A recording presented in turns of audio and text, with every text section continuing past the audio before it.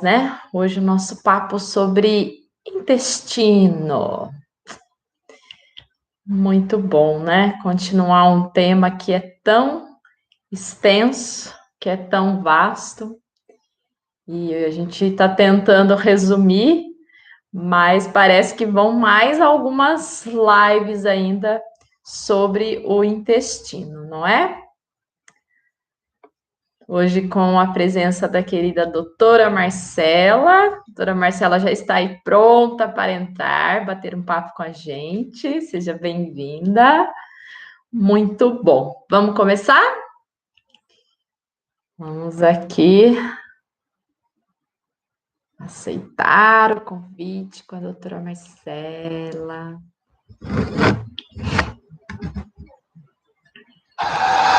Olá. Oi, doutora. Tudo bem? Tudo bem, e você? Tudo bem. Estão me ouvindo bem? Eu estou ouvindo bem, estou vendo bem. Ótimo. Eu tive que vir aqui no office do prédio, que a minha internet não está funcionando lá no apartamento. Ai. Ah, mas fala. Por isso que a luz não está muito boa, mas é o que. Não, mas está ótimo, tá ótimo. Hoje nós estamos ao vivo no Facebook e no YouTube, tá? Que maravilha! Ótimo. Eu ia até te convidar para ver se você conseguia conectar o computador também no YouTube, que aí a gente conseguia fazer junto no YouTube, mas fica para a próxima. Não, mas vai para lá do mesmo jeito. Com certeza, com certeza. Pessoal chegando aí, sejam bem-vindos. A gente vai hoje. Tem muito assunto para falar. Nossa, muito assunto, que né? Ficou em pendência da outra, né? Verdade. E parece que a gente não vai conseguir dar conta de tudo também, né? Não.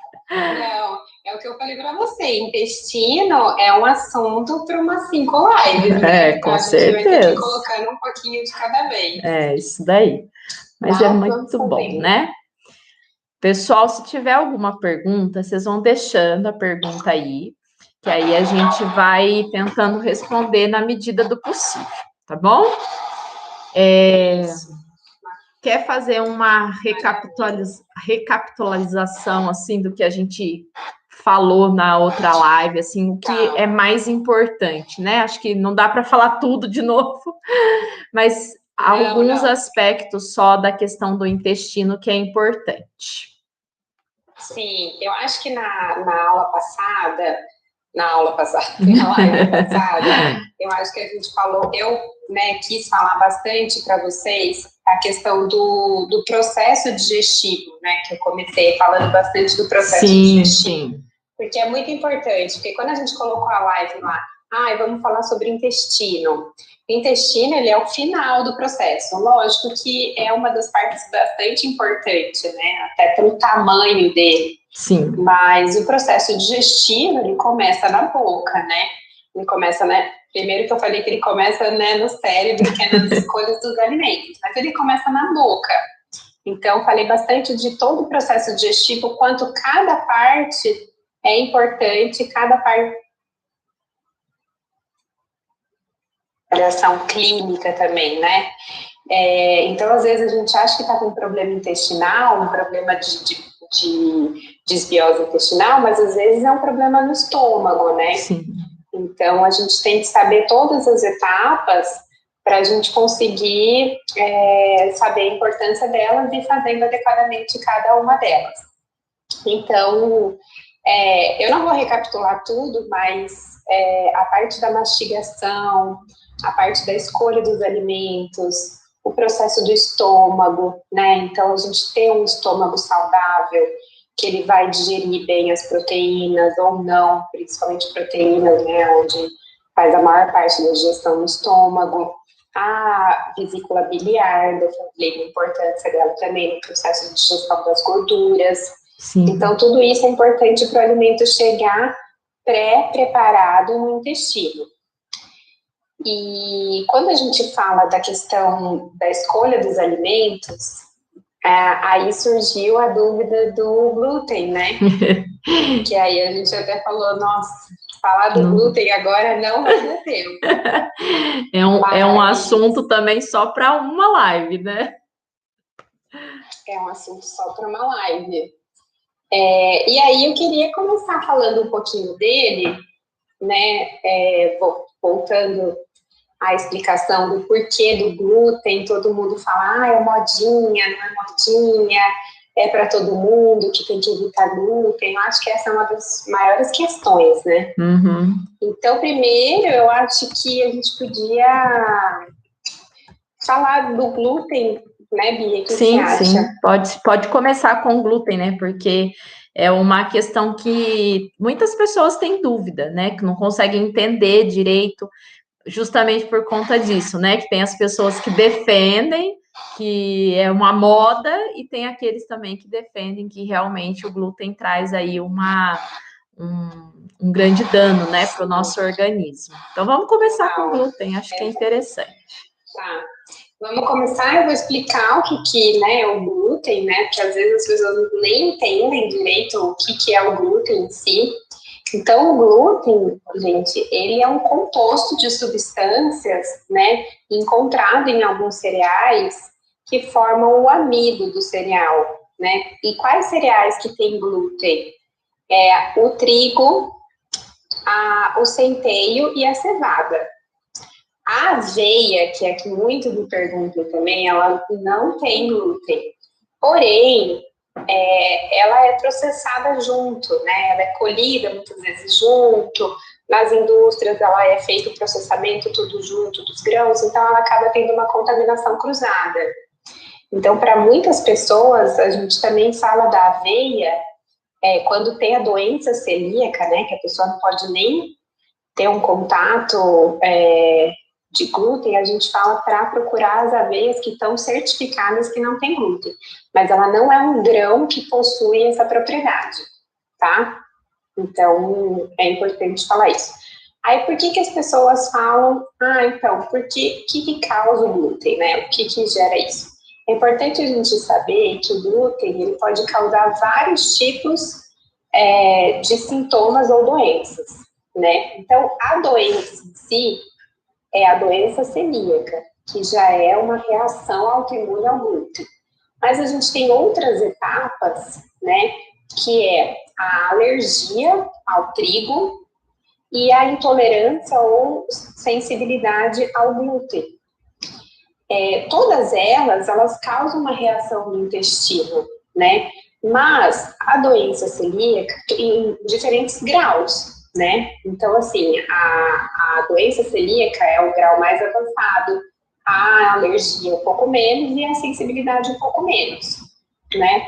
Então, a doença celíaca, a gente consegue detectar ela no exame de sangue. Por quê? Porque já houve uma produção de anticorpos contra a molécula do glúten. Nas outras, não. A gente não consegue detectar em exame laboratorial. Então, o diagnóstico ele fica um pouquinho mais difícil, mas a gente consegue fazer, que mais tarde eu vou explicar como que a gente faz. Então, tem essas várias etapas, né? Mas os sintomas, né? Como que eu sei se eu tenho ou não tenho sensibilidade, alergia ou doença celíaca? Como que eu vou identificar isso? É pelos sintomas após a ingestão, né? Então, os sintomas, eles podem ser tanto intestinais como não intestinal, né? Os sintomas intestinais são os sintomas mais clássicos. Quando a gente come um pãozinho, logo depois sente um desconforto, que pode começar até no estômago, tá? Pode refletir no estômago. Então, a pessoa pode ter sintoma até de refluxo, dor do estômago, ou distensão abdominal, alteração do hábito intestinal. Então, por hora, às vezes prende, às vezes solta, né? Gases, bastante gases. Isso são sintomas do intestino, né, do trato gastrointestinal, né? Mas tem os sintomas que são muito clássicos, que são sintomas extraintestinais. E eu já peguei muito paciente que não tinha sintoma intestinal, por mais que tinha doença celíaca, você acredita? Com doença celíaca e não tinha sintoma intestinal? Tinha sintoma intestinal. Nossa, que incrível. Tinha sintoma extraintestinal só. Então, caramba! Que era a manifestação cutânea, né, uma alergia cutânea, bem importante, e muito cansaço, fadiga, sabe? E acordava também inchado. Então, tinha bastante inchaço, principalmente inchaço facial e inchaço nas articulações das mãos, e tinha um raste cutâneo, só isso, não tinha nada do intestino funcionava que era um reloginho, era uma beleza. Só lembrando, né, que a relação do intestino com a pele é muito grande, né? Inclusive, a doutora tem um post falando só sobre isso, só sobre intestino e pele no perfil dela do Instagram. Depois, quem tiver curiosidade, vai depois da live ver o post. Aliás, eu tentei, né, resumir nos posts várias conexões, né? Sim, intestino com com todos os outros órgãos do nosso corpo, né? Para mostrar a importância dele e essas conexões.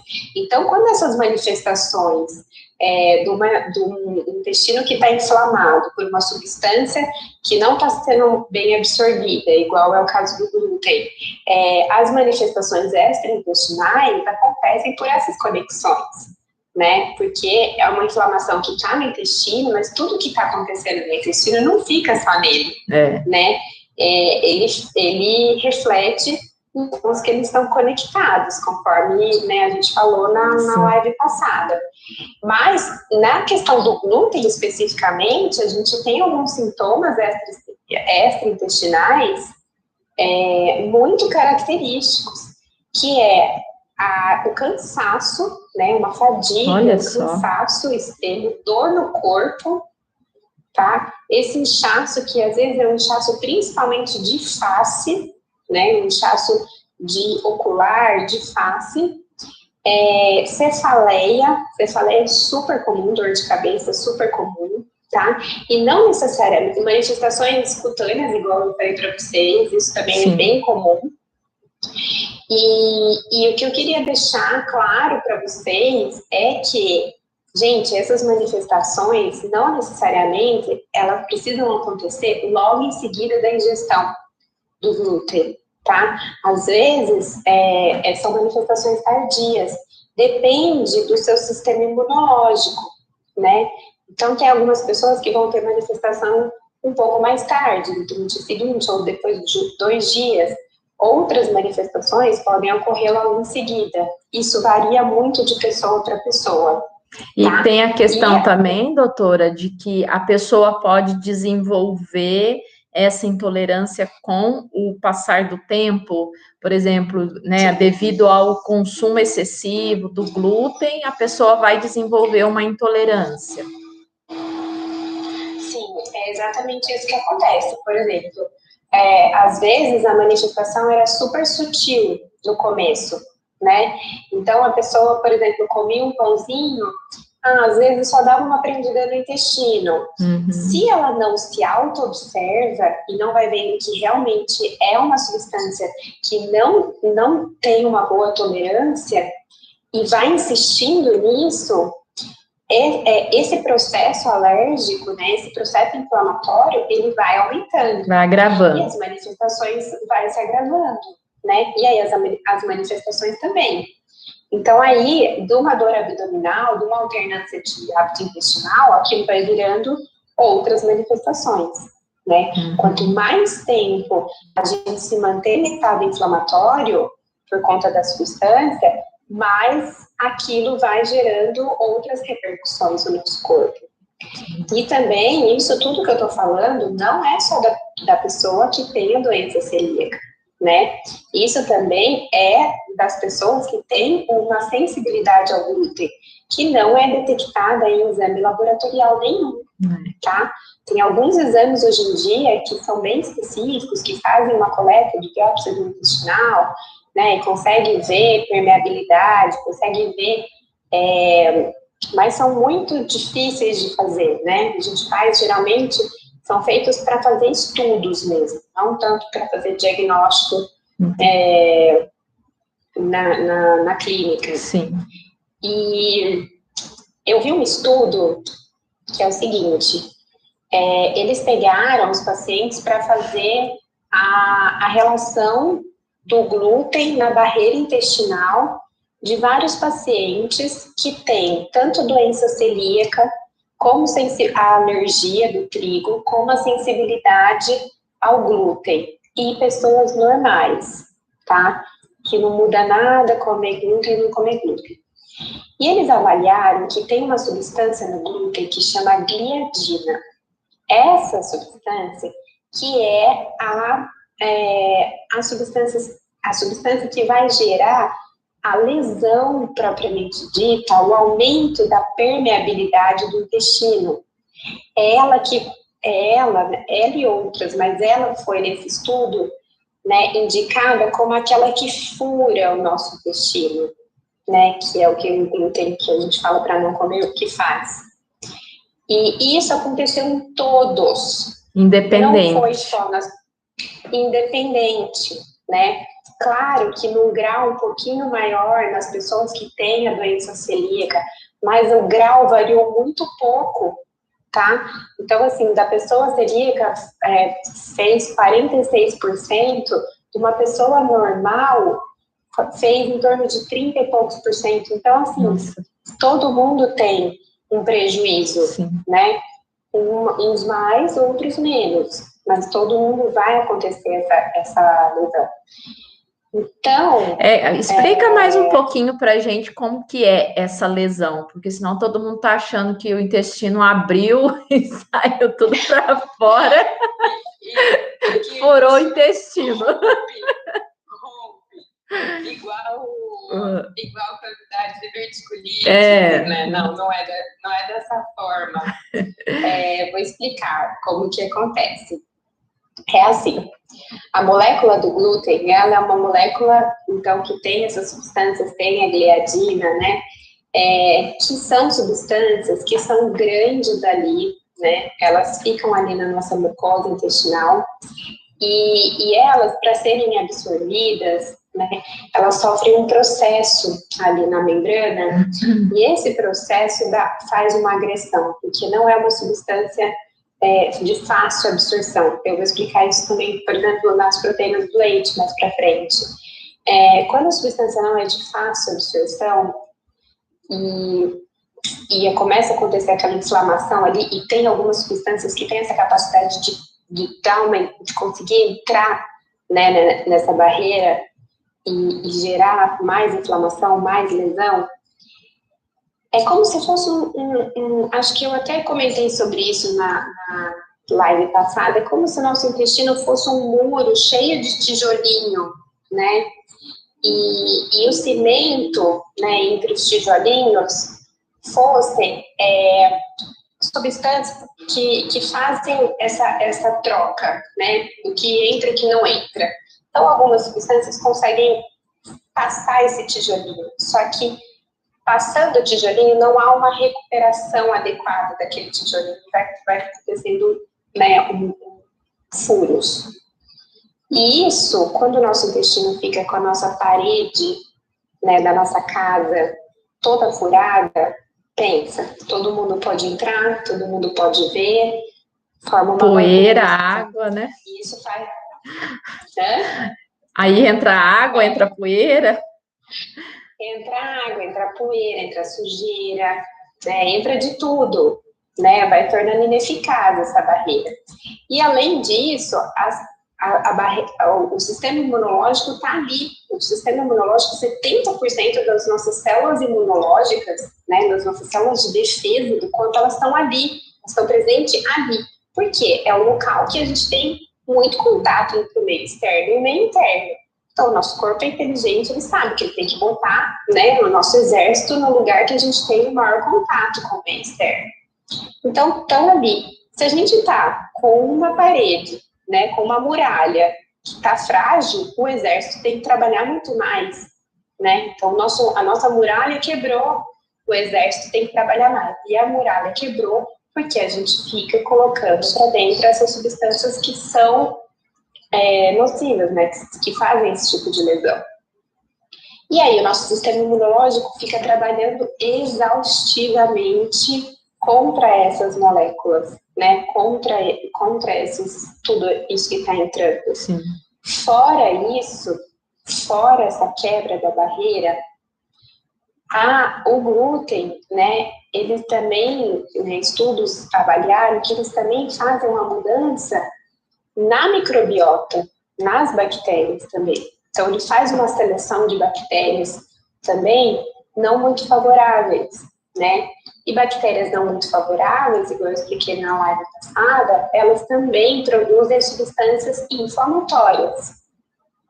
Então, há uma soma de inflamação, né? Há um aumento da atividade inflamatória, porque o nosso sistema imunológico está brigando com essas substâncias, e há também um aumento da inflamação, porque essas bactérias que foram selecionadas por uma má alimentação também estão produzindo substâncias inflamatórias. Nossa, gente, e aí o nosso corpo fica super inflamado, e aí que acontece, aí que surgem as doenças autoimunes, mas aí eu vou explicar para vocês como que surgem doenças autoimunes, né? Uhum. Nossa, mas é muito interessante, né? A gente vê todo esse encadeamento que nosso corpo tem, né? A perfeição e como que é importante a gente cuidar de tudo isso, né? E começa exatamente com as escolhas que a gente faz. E às vezes a gente não tem consciência, não tem conhecimento necessário para entender que as nossas escolhas mínimas podem interferir de uma maneira muito grande dentro do nosso corpo. Sim. E a questão da doença autoimune, lembrando que, assim, gente, o que faz, isso também é uma pergunta que alguns pacientes me fazem no consultório, eu acho interessantíssima. Tá, tudo bem, então, né, ele vai falar, então, a doutora falou que todo mundo tem intestino ruim. Todo mundo tem intestino ruim. O que faz uma pessoa ter uma doença autoimune, outra ter uma doença inflamatória, que às vezes um câncer, por exemplo, que a gente sabe hoje em dia que além de ser uma doença inflamatória, é uma doença metabólica também, ou ter uma diabetes, ou evoluir com uma hipertensão, ou, né, o que faz essa diferença, né? Isso a gente sabe que tem 3 fatores, né? Então, a sua predisposição genética, tá? Tem que ter um gatilho, e esse gatilho é o fator ambiental. Então, esse fator ambiental, aqui a gente está falando de um ponto específico do glúten, né? Mas o fator ambiental, ele pode ser várias coisas. Ele pode ser uma má alimentação, sim, né? Por exemplo, o glúten e outros alimentos, né, que são um pouco inflamatórios. Ele pode ser um estresse excessivo. Então, às vezes, tem gente que abre quadros de doença autoimune pós-estresse emocional intenso. Pode ser contaminação externa, de poluição, de pessoas que vivem em lugares extremamente poluídos. Pode ser um sono irregular, né? Então, assim, o fator externo, ele pode ser várias coisas. Tem tudo a ver com o estilo de vida, né? Isso, exatamente. O fato é que tem um gatilho, né? Tem uma predisposição genética, tem um gatilho, né? Um fator ambiental ruim e a permeabilidade intestinal, né? Então, por isso que hoje em dia a gente está estudando tanto isso, né? Olha a importância disso. Então, eles conseguem atribuir essa permeabilidade intestinal como um dos pilares de início de fator de risco de várias doenças, né? Tanto é que hoje em dia a gente olha uma tabela da OMS de morte no mundo, as 3 primeiras causas de morte no mundo são doenças que poderiam ser evitadas, que são doenças decorrentes são doenças cardiovasculares, né? Então, são doenças decorrentes do nosso estilo de vida. Uhum.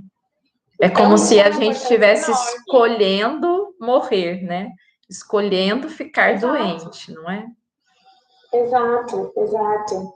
E eu acho que quanto mais a gente conseguir passar essa informação, né, das nossas escolhas, o tanto que isso interfere, mais acho que as pessoas conseguem ficar conscientes e ir tomando atitudes, né? Então, acho que o nosso papel aqui é esse, não é ficar falando só, nossa, não come glúten, não faz isso, não faz aquilo, né? Tem gente que até brinca, fica aterrorizando a comida. Não é isso, gente. É mostrar para vocês qual é o processo que esse alimento causa no corpo e o porquê que a gente está falando isso, né? Tem fundamento, tem estudo que mostra, né? Não é papo da vacina, é coisa séria. Vamos dar uma dica prática, doutora, para a questão do glúten, né? O que as pessoas poderiam começar fazendo? Porque realmente, assim, nós temos, né, a questão do pãozinho francês, do macarrão, né? Que são, assim, comidas maravilhosas. E como que a gente pode estar, então, lidando com tudo isso, né? Como começar? Porque eu posso falar de mim, né? Do meu processo de desintoxicação. Hoje eu estou no processo aí de sem glúten e vi a diferença, vi a transformação na minha vida. Mas realmente, assim, eu não comecei de uma vez. Eu acho que a gente precisa ir adaptando, né, o nosso estilo de vida, as nossas escolhas. Então, assim, no meu caso, eu comecei a substituir por outras fontes, né? E alternando com o próprio pão e o macarrão, até que chegou um momento que aí eu falei, não, agora é a hora, né? Depois que a doutora Marcela deu um intimato, mas foi um processo que eu já estava construindo, né? Para poder passar uma fase sem o glúten. Então, o que a gente poderia falar, assim, para as pessoas? Inclusive, teve algumas perguntas, depois a gente precisa responder. Tem umas perguntas, a gente responde depois. Então, não, só queria fechar, que até perguntaram lá no começo, da questão dos sintomas extraintestinais, do glúten, que também, né, não é papo não, mas o intestino realmente ele é conectado, sim, com todas as partes do nosso corpo, e essa conexão intestino-cérebro é muito forte. Ela é feita por um nervo que chama nervo vago, tá? Então, tudo aquilo que é inflamatório no nosso intestino deixa de produzir substâncias neurotransmissoras do bem-estar. Então, um dos sintomas também é extraintestinais da inflamação intestinal gerada, né, aqui ao assunto em pauta ao glúten, mas tem outras substâncias que também acontece isso, que a gente pode fazer numa próxima live também, que está muito em alta, né, dos food maps. Eles causam uma diminuição da produção desses neurotransmissores, então um dos sintomas também é uma alteração do humor e tendendo à depressão. Falando da questão, né, de como fazer, né, como começar, eu acho que todo mundo que me segue, me conhece, sabe que eu sou super contra radicalismo, né? Eu gosto de pregar as coisas que as coisas sejam feitas em equilíbrio, né, um pouco a pouco. Você também fala muito disso, né, um pouquinho por dia. Porque eu acho que quando a gente é muito radical, as coisas geralmente não se sustentam por muito tempo. Sim. E mais que isso, né, gente? A gente não pode ter uma relação ruim com a comida, né? Uma briga com a comida. Porque comer é maravilhoso mesmo. E tem que ser, mas tem que ter tem que ter cuidados, né? Tem que ter algumas restrições. Também não adianta não querer mudar nada e achar que tudo bem. Não, não vai, né? Então, aquilo que eu orientei você e o Marcos, né, na consulta, que é o que eu faço para a maioria dos meus pacientes, primeiro é assim, observar, né? Então, observa mais o seu corpo para saber qual é o grau de intolerância que você tem com essa substância, com o glúten, primeiramente. Então, a gente gosta de colocar as coisas em partes, né? É interessante, eu gosto de passar uma dieta que é muito utilizada, que chama dieta de restrição, né, para depois reintrodução. Então, a gente faz uma dieta restritiva, um pouco mais restritiva, por 3 semanas, e depois vai reintroduzindo as coisas aos poucos, para daí você observar como que cada reintrodução daquilo, o seu corpo se manifesta. Sim. Né? Isso é o mais interessante de fazer para observação. Até porque, gente, é muito engraçado, mas quando um corpo está inflamado por muito tempo, a gente perde um pouco a sensibilidade do que faz mal, o que não faz mal.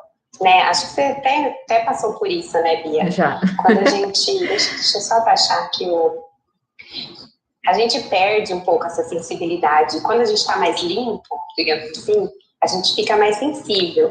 Então, é legal fazer essa dieta um pouco mais restritiva só no começo, para depois introduzir.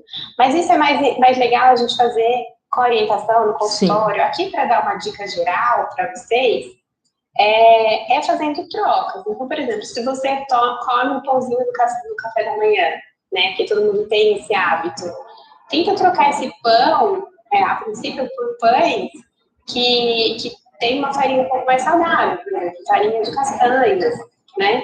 Sim. Então, dá para fazer, dá para comprar esse pãozinho e ir fazendo essa substituição sem sofrer muito.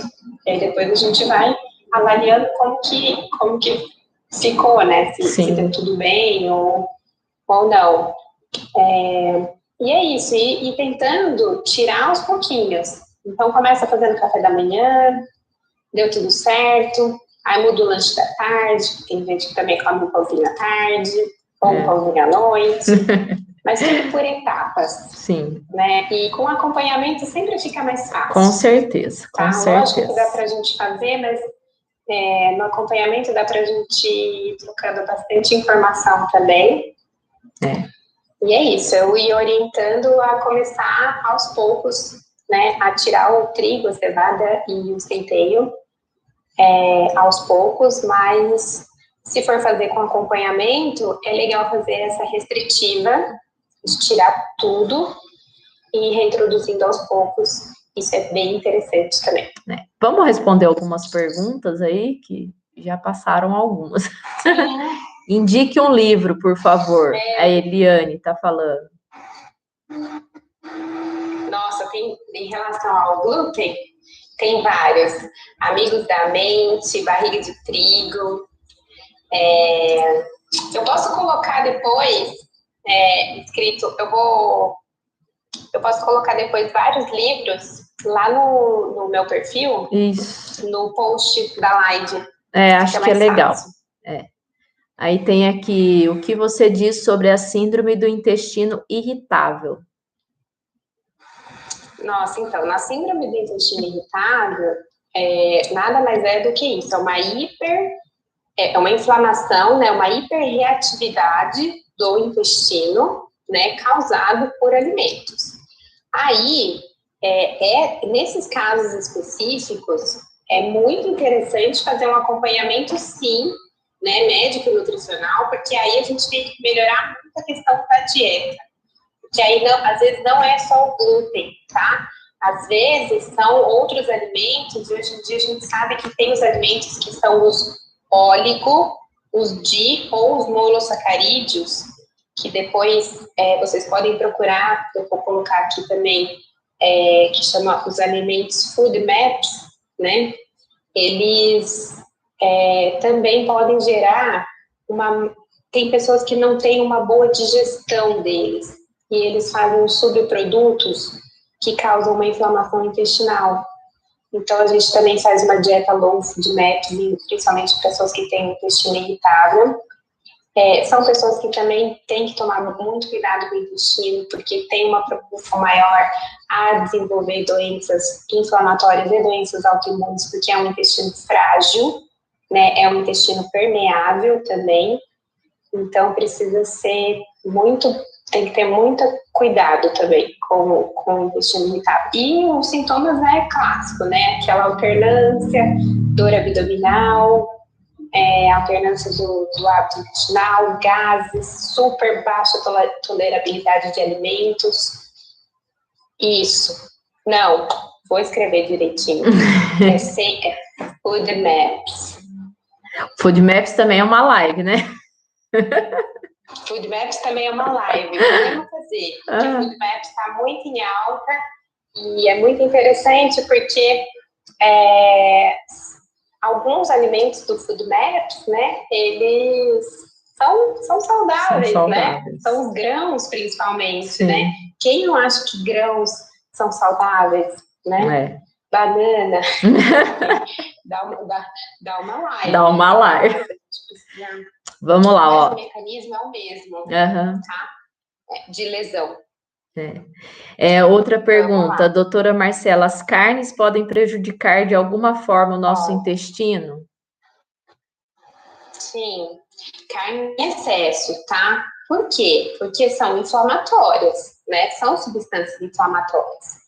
E aí toda proteína inflamatória associada com uma gordura, que é a estrutura da carne, às vezes a gente também tem um trabalho muito grande do trato gastrointestinal para fazer essa digestão. A gente já podia inserir nessas proteínas animais o leite, a lactose?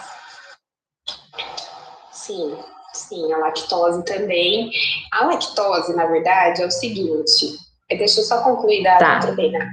A proteína é porque ela realmente é uma estrutura de difícil, né, digestão, difícil quebra, ela tem componente dela que já é inflamatório. Hoje em dia a gente sabe que as proteínas animais estão carregadas de outras substâncias, né? Então, se a gente puder optar, lógico, por carnes orgânicas, né, de origem que a gente conheça, que é mais difícil, aí tende a ser um pouco melhor. Mas mesmo assim, eu sempre oriento os pacientes a evitar carnes à noite. Até por esse processo que eu estou explicando, é um processo demorado de digestão. Então, vamos lá, pensa comigo assim, se eu já tenho um intestino que não está funcionando muito legal, intestino, estômago, todo um trato gastrointestinal que não é muito, né, já não está funcionando no seu 100%, que a maioria de nós acontece assim. Se eu fico comendo muita proteína, eu exijo muito desse intestino, que já não está funcionando de uma maneira adequada. Muito provavelmente, essa proteína, ela não é digerida por completo. Principalmente as pessoas que não mastigam proteína direito, tá? Não, a gente chega a proteína na maneira errada do estômago, ela vai para a maneira errada do intestino, e aí vai formando uma cascata de não boa digestão. Chega no intestino, não digere legal, essa proteína apodrece, sofre ação de algumas enzimas e de ação de alguns produtos bacterianos e faz putrefação, né? Que é inflamatório para o intestino. Então, o subproduto de uma proteína não digerida vai gerar malefício para o seu intestino. Tá? Então, em excesso, tá, gente? Então, assim, não estamos, né? Não estamos dramatizando nada aqui. Em excesso, no horário errado, não é legal. Agora, a lactose também é um assunto, né, que foi bastante polêmico, né, já foi bastante discutido, bastante gente sabe, né, a questão da lactase, que é a enzima que a gente produz no nosso intestino delgado. A gente tem uma enzima para digerir a lactose, que é um açúcar do leite, tá? Algumas pessoas, ao longo da vida, outras já nascem, né, com a enzima reduzida, ou sem a enzima. E aí, essa lactose não é digerida.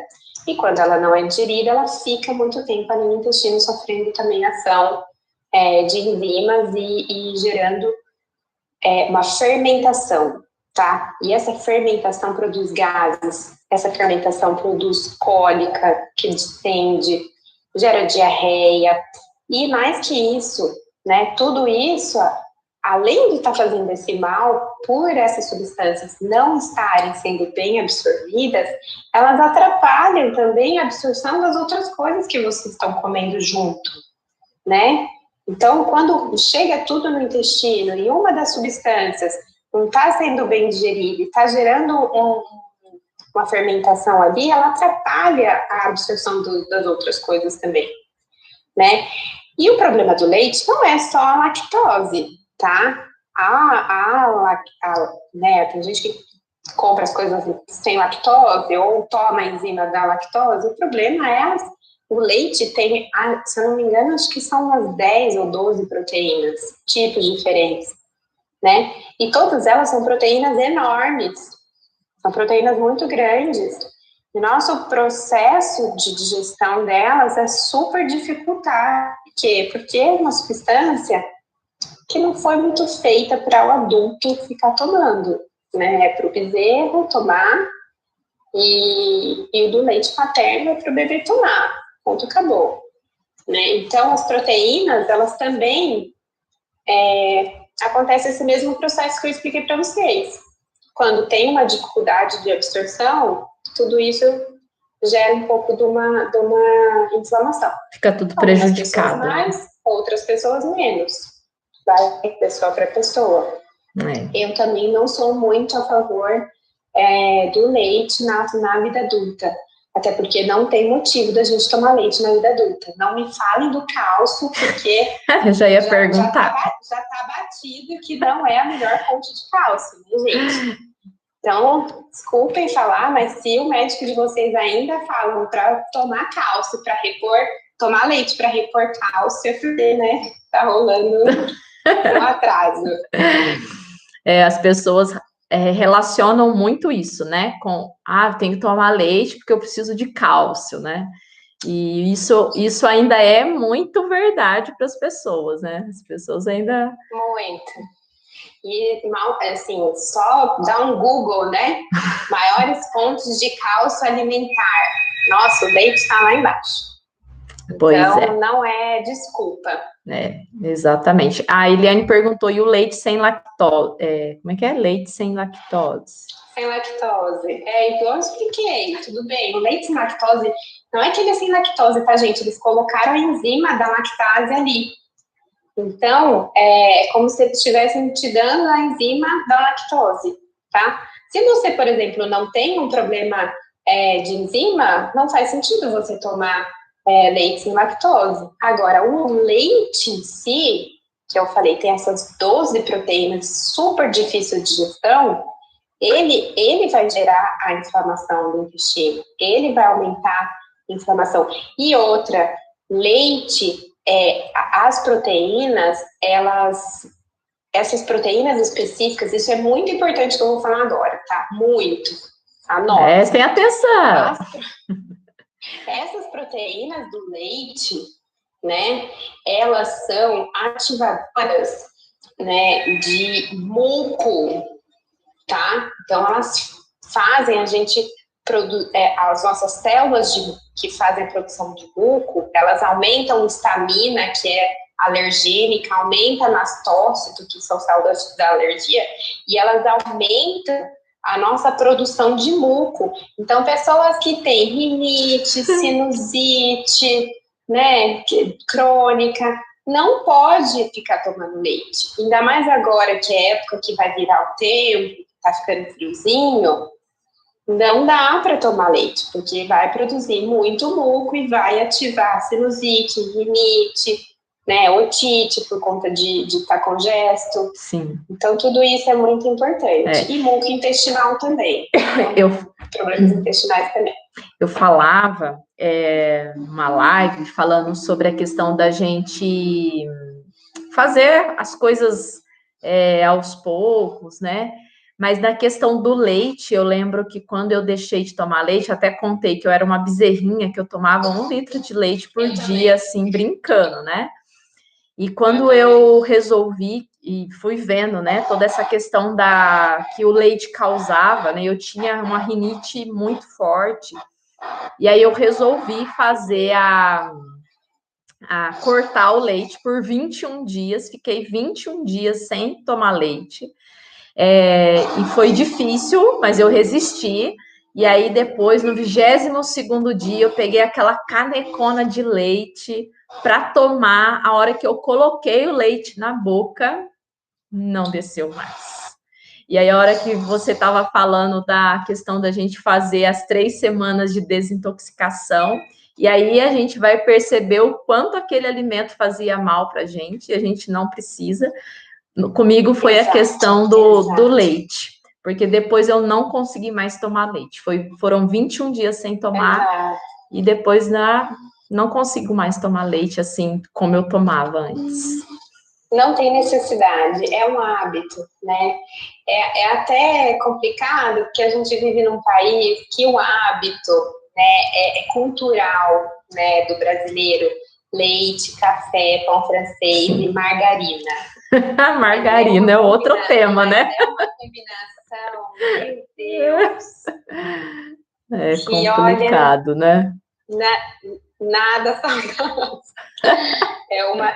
E ainda iniciar o dia assim, né? Pois é, a então, primeira assim, refeição, coisa, né? É o início, né? Já errado. Sim. Nossa, isso é muito prejudicial para a saúde. Com certeza. Mas o leite tem esse problema. Algumas pessoas perguntaram da questão do qual leite eu indico. Qual proteína? Eu gosto muito da questão dos leites de leite de coco e leite de castanha, tá? Aqui a Cíntia tá falando que ela toma leite extraído do gergelim. Esse é interessante. Nunca tinha ouvido Esse falar. Também nunca vi falar, não. Mas legal, porque o gergelim, aí que tá, o gergelim é super rico em cálcio, tá? Então é bem interessante. Muito bom. Aliás, o gergelim, se eu não me engano, é uma das fontes principais de cálcio que tem. Então, o leite de gergelim é interessante. Agora, para quem tem o hábito, né, de tomar o leitinho junto com o café, gente, maravilhoso, só para tipo de leite. Então, tenta colocar um de castanha ou de coco, isso é hábito também. O de coco é maravilhoso, né? Adoro o de coco. Mas a gente tem que tomar cuidado também com esses leites que a gente compra, né, doutora? Porque às vezes tem alguns leites aí de castanhas e de tem açúcar. Coco que tem muitos produtos químicos no meio, né? Isso, tem muito açúcar. Alguém falou do kefir.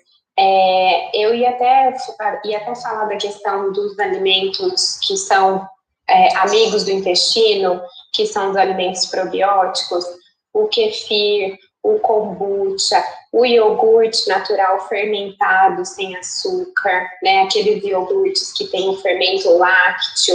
Então, são derivados do leite, mas que tem um probiótico junto. Então, não agridem tanto, né? Até fazem bem, porque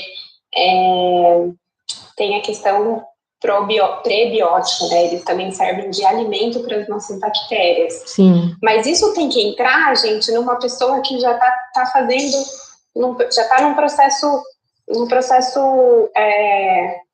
correto ali de alimentação, porque se a gente coloca muito desses alimentos no intestino que está inflamado, com uma desbiose intestinal, pode contribuir para sintomas intestinais. Então, se o intestino está inflamado, se você tem hiperproliferação bacteriana de bactérias não muito boas, e você coloca kombucha, kefir, às vezes pode não cair muito bem. Tá? Tem só umas perguntinhas aqui para trás. Soja, leite de soja. Não, também não indico muito, porque as sojas aqui do Brasil são sojas transgênicas, e a soja ela tem alguns quesitos também de estrogenização, né, que é o estrogênio, foi?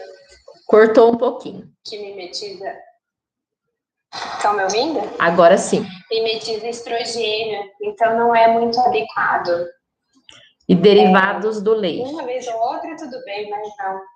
Tá. Derivado do leite, sim, mas o queijo curado, né? Queijo quando é bem curado e iogurte bem fermentado. Bem fermentado. Tá. E o que são prebióticos? Prebióticos são substâncias que servem como se fosse de nutriente para as nossas bactérias, né? Então, elas, como a glutamina, né? Que eu gosto muito da glutamina. Então, ela faz além dela fazer uma proteção ali da barreira intestinal, ela também serve de né, alimento. Estou falando de uma forma errada, mas só para entender, para as bactérias benéficas. Então, é isso. Tinha mais para frente umas perguntas interessantes, mais lá no começo, mas a gente perdeu. Tem uma falando aqui, ó. Queria... Como saber se o meu intestino está absorvendo bem os nutrientes? Grace. Isso eu falei na primeira live. Ai, Grace, linda. Isso eu falei na primeira live. Na verdade, a gente tem que se observar. E assim, a questão da absorção dos nutrientes, né? A gente vai falar sobre sintomas clínicos e os laboratoriais. Então, quando a gente faz os exames laboratoriais e está com deficiência de vitamina, né, com deficiência de ferro, com deficiência de B12, todas as vitaminas, associado a sintomas intestinais ou sintomas clínicos de fadiga, ou uma coisa que também acho que está acabando live, mas eu queria muito falar sobre a conexão do intestino com a tireoide. Então, estou pegando muito no consultório deficiências nutricionais que estão gerando problemas tireoidianos, porque são doenças tireoidianas não autoimunes, tá? Então, muito provavelmente é por doença, uma desnutrição da glândula. Quando a gente repõe, né, os substratos que a glândula precisa para trabalhar, essas glândulas voltam a funcionar, literalmente. E também, então é isso, Grace, a gente tem que fazer uma avaliação da clínica com o laboratorial, em conjunto, tá? Mas um paciente que chega já se auto-observando de cada alimento, facilita muito o nosso trabalho. A questão também do glúten, voltando um pouquinho, que agora veio a tireoide, eu lembrei, 46% das pessoas que têm intolerância ao glúten, doença celíaca ou intolerância ao glúten, tem doença de Hashimoto positivo. Então, é uma correlação imensa de doença tireoidiana com doença celíaca ou intolerância ao glúten. Por quê? Tem um mimetismo molecular. O que é isso? O glúten ele é uma molécula muito parecida com a estrutura da glândula. Então, o nosso corpo está lá no intestino tentando combater o glúten, ele produz anticorpos contra o glúten, e aí esse anticorpo circula no corpo, chega na sua tireoide, encontra a tireoide, vê que é parecido, vai lá e ataca a tireoide. E isso é a doença de Hashimoto, né? Isso é a tireoidite de Hashimoto, que dá o hipotireoidismo, né, autoimune. Então, é uma correlação imensa. Então, até por isso que a gente tem que tomar cuidado aí com essa substância. Com certeza. Bom, certo? Estamos chegando no fim, passou muito rápido. Acho que ficou algumas perguntas ainda aí para trás que a gente acabou perdendo, mas a doutora fica... A gente nem conseguiu falar direito de doença autoimune. De autoimune ficou de novo, né? Tenta falar da autoimune, não dá tempo. Pois é, vai ficar para a terceira parte. Vai ficar. Mas foi muito bom. Gratidão, doutora, por se disponibilizar aqui a estar novamente com a gente. Quem sabe aí na próxima live a gente consegue também transmitir o seu rostinho aqui no YouTube ou no Facebook, sim, né? Para o pessoal ver você. Mas muito obrigado, viu? Muito obrigado por sempre estar aí disposta a compartilhar o conhecimento. A Eliane tinha comentado uma hora aí que os hábitos são difíceis de mudar, mas com o conhecimento fica mais fácil, né? Sim, nossa, essa frase eu acho é o que me rege, né? Eu acho que assim, quando a gente tem conhecimento, consciência, né, dos processos, né, e consciência da importância da nossa saúde, não só às vezes para agora, mas para o futuro, né, as coisas começam a fazer mais sentido. Sim. E a gente começa a querer se alimentar melhor, a ter esse olhar de cuidado com o corpo agora, né? Esse carinho com o nosso corpo, esse Sim. amor pelo corpo. E toda vez que você tem isso, vai ficando cada vez mais difícil você colocar uma substância que te agride. Exatamente. Lógico, vai colocar, não tem problema, uma hora ou outra, mas o todo dia vai ficando difícil. É verdade. Então, é isso que eu queria passar. E que eu queria falar para vocês também darem uma pesquisada, porque também tem bastante gente que pergunta, né, vai ficar nessa, qual a dieta melhor? Saiu um estudo também, falando rapidinho, sei que vai fechar, falando da melhor dieta para tudo, tá, gente? Não só para intestino, mas para tudo ainda é a dieta do Mediterrâneo, tá? Então, também dá um Google aí, pega fontes confiáveis, tá? De informação e tenta ver o que se baseia. Eu acho que eu posso até fazer um post sobre isso. Acho que a gente podia até fazer uma live sobre isso. Mas uma live por semana. Por semana, né? Assim, porque senão o assunto não vai. A gente vai falando sobre todos os tópicos. Bom. Mas olha, Bia, gratidão. Eu que agradeço. Nossos papos assim voam, né? Não tem como, né? Nem parece que foi uma hora. Bom, pessoal, muito obrigado pela participação de vocês. E a gente se encontra amanhã. Amanhã nós vamos falar sobre gratidão. Vou receber um colega que vai estar comigo, compartilhando aqui o conhecimento dele também. Então, a gente tem aí gratidão, né? Então, gratidão por vocês estarem aqui mais uma vez. Gratidão, doutora, e até a próxima. Gratidão. Namastê. Beijo. Tchau, gente. Beijo, gente. Obrigada. Viu? Obrigado eu. Tchau. Tchau.